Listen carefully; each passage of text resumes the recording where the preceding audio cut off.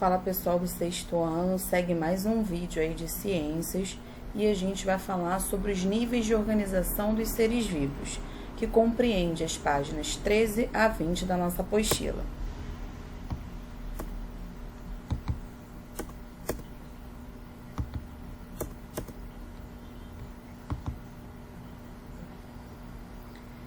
Então, no vídeo passado, a gente estava falando que a célula é a unidade básica da vida, ou seja, para um ser considerado vivo, é necessário que ele seja composto de pelo menos uma célula.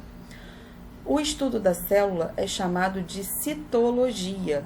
A célula ela foi descoberta por um cientista chamado de Robert Hooke, através de um instrumento chamado de microscópio.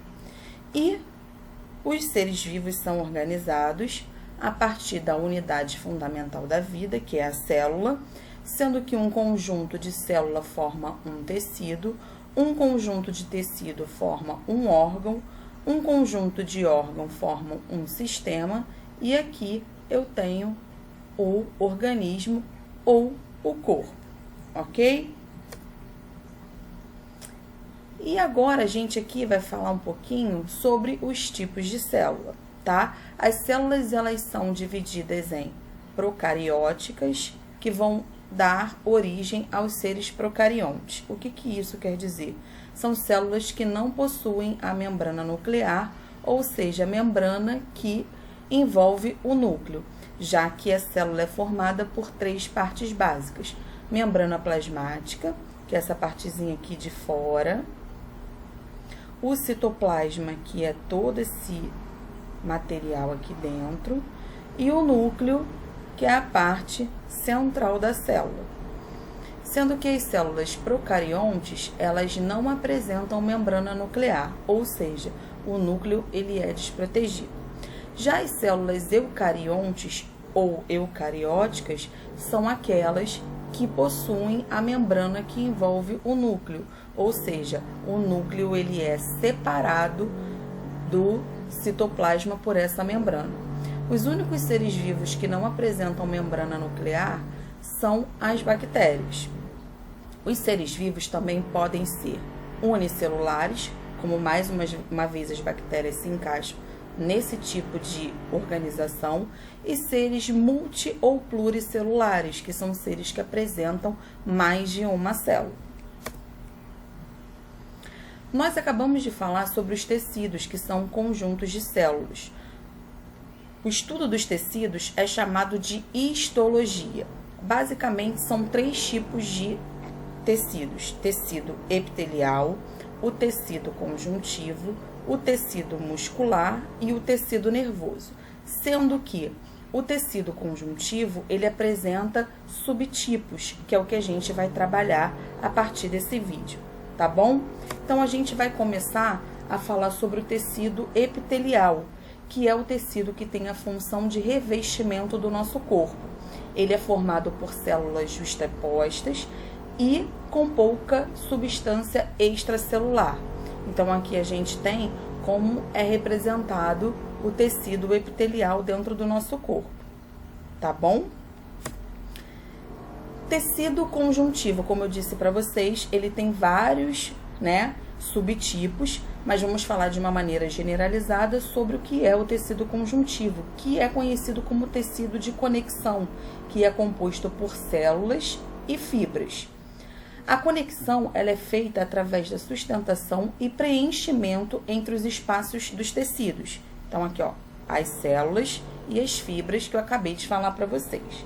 E a gente aqui vai falar sobre o tecido conjuntivo propriamente dito, que esse preenche todos os espaços restantes entre os tecidos e, além disso, além de preencher esses espaços, ele também participa da defesa do nosso organismo.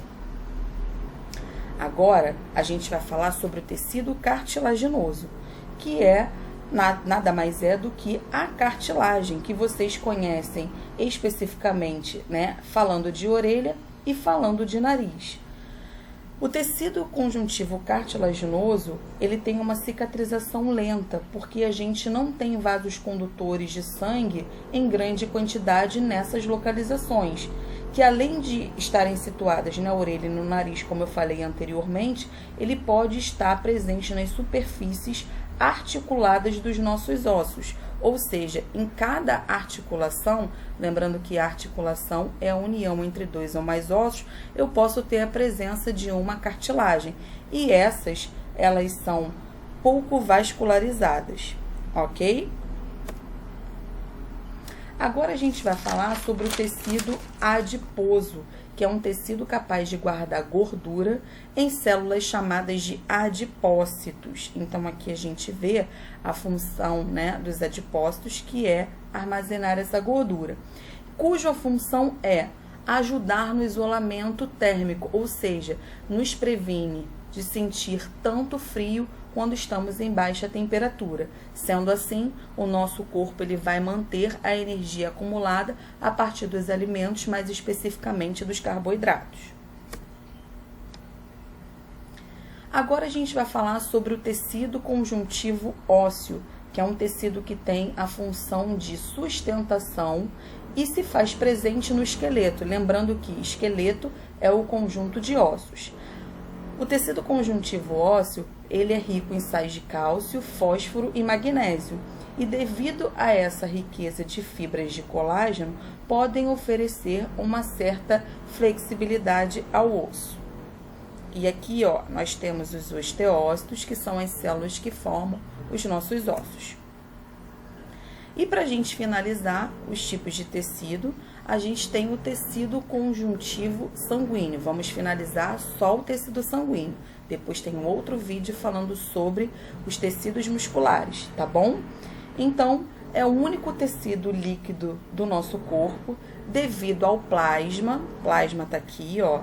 Então, ele corresponde ao sangue. Então, a gente tem o plasma, que é a parte líquida do sangue, que é formado por água e proteínas.